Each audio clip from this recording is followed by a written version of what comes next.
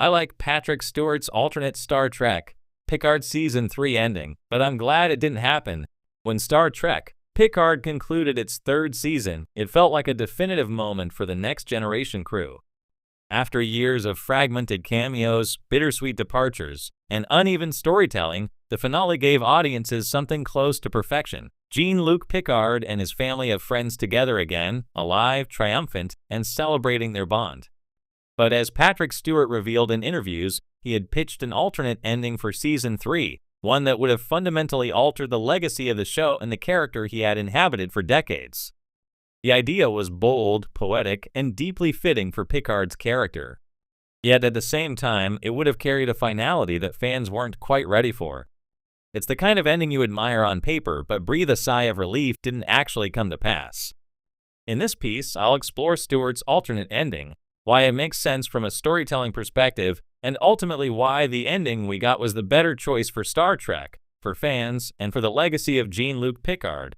Patrick Stewart's alternate ending, A Quiet Goodbye.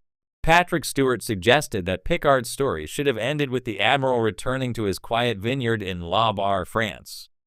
No starship rides into the sunset, no poker table reunion with his lifelong friends. Just Picard in solitude, walking among his vines as the sun set. Perhaps a final glass of wine in hand, perhaps a silent reflection on a life of service. It's a poignant image. Picard has always been a man defined by duty and discipline, but also solitude. His vineyard has long represented peace, healing, and the life he might have lived had he not chosen Starfleet. Ending the series, there would have been a powerful bookend. Picard, once again in retirement, closing his life surrounded by Earth's beauty instead of the cold void of space. On a purely thematic level, Stewart's suggestion was elegant. It was simple, understated, and emotionally resonant. It would have reinforced Star Trek's long-standing tradition of ending on a note of reflection rather than spectacle.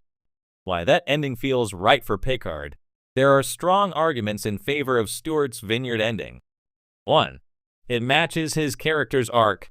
Picard is not Kirk. He doesn't need to die in a blaze of glory or keep chasing the next adventure.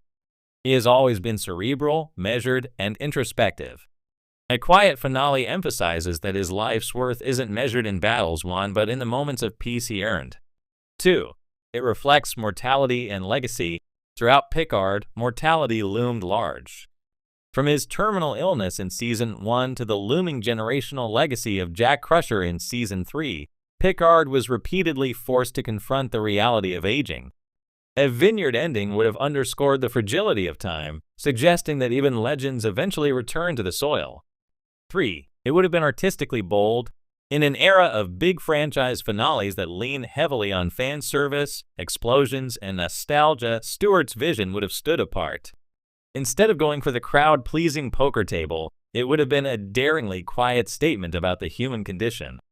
For those who value subversion and subtlety, it's hard not to admire what Stewart was reaching for. Why it would have been wrong for Season 3. But here's the thing, Star Trek is bigger than just Patrick Stewart's personal vision. And while his proposed ending was beautiful, it would have robbed audiences of something vital. 1. The reunion we needed. The final season of Picard wasn't just about Jean-Luc. It was about the Next Generation crew. Fans had waited decades for a proper farewell to Riker, Troy, Geordi, Data, Worf, and Crusher alongside Picard. Ending with Picard alone in his vineyard would have erased the sense of closure those characters deserved. The poker table ending, by contrast, was the perfect mirror to the Next Generation's final scene. It validated their shared history and allowed audiences to celebrate not just one man's journey, but the collective journey of a crew that shaped a generation of science fiction fans. 2. It would have been too somber. Yes, Picard explored mortality and aging, but Season 3 also pulsed with joy, energy, and rediscovery. Seeing the Enterprise de-soar again, hearing Worf's dry humor, or watching Data wrestle with humanity, it was about rekindling wonder. To cut to a vineyard epilogue immediately after all that momentum would have felt like slamming the brakes on an emotional high. The poker table gave us release. It let us exhale with happiness instead of melancholy. 3. It would have closed the door too firmly. A vineyard ending implies finality. This is the end, no more adventures. And maybe Stewart wanted that. But in the world of Star Trek, finality is rarely final.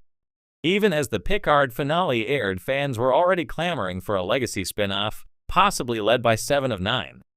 Leaving Picard surrounded by friends instead of alone in retirement keeps that door open. It suggests he can still drop by for a cameo, still be part of the tapestry. Stewart's ending would have made that much harder to justify. Why the poker table ending works better. The actual finale strikes the balance between reverence and celebration. 1. The emotional echo, ending on a poker game, was a deliberate callback to the Next Generation's finale, All Good Things, where Picard finally joined his crew at the table. That moment, then and now, symbolized his acceptance of belonging. It resonates far more deeply than solitude could. 2. The ensemble payoff. Every major character had their moment of closure in Season 3. Geordi's daughters, Riker and Troy's marriage, Worf's evolution, Data's humanity, each arc mattered. The poker game wasn't just about Picard, it was about honoring them all. 3. The tone of celebration. After decades of uneven movies and nostalgia bait, Picard Season 3 gave us an ending that felt earned. It wasn't a funeral, it was a reunion. In a franchise about hope, that tone matters. The importance of Star Trek's optimism. Perhaps the biggest reason Stewart's Vineyard ending wouldn't have worked lies in Star Trek's DNA. Unlike darker franchises that lean into tragedy, Star Trek has always been about optimism, the belief that humanity can grow, evolve, and endure. Yes, Picard wrestled with death, regret, and the shadows of the past. But the final note had to reflect Star Trek's central philosophy, that even in the twilight of life, connection matters. The poker table embodies that. The vineyard, beautiful though it may be, represents retreat. In that sense, the ending we got feels more Eid with Gene Roddenberry's vision. Why I still appreciate Stewart's idea. Even though I'm glad the vineyard ending didn't happen, I'm grateful Patrick Stewart suggested it. His perspective reminds us that Picard isn't just a franchise icon, he's a man, vulnerable and human.